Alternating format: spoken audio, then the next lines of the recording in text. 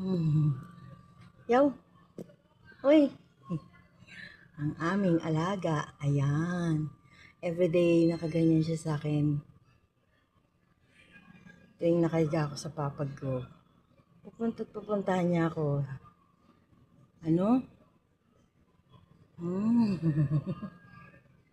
Napakalambing po nitong pusang to.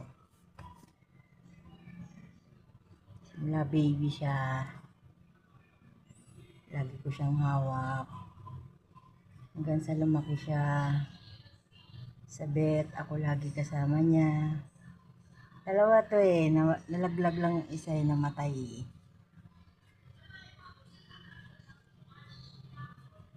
Bali, ang kasama niya lang dito ang kanyang nanay. Nasa labas yung nanay niya eh. Bye guys. Bye-bye. Teka lang.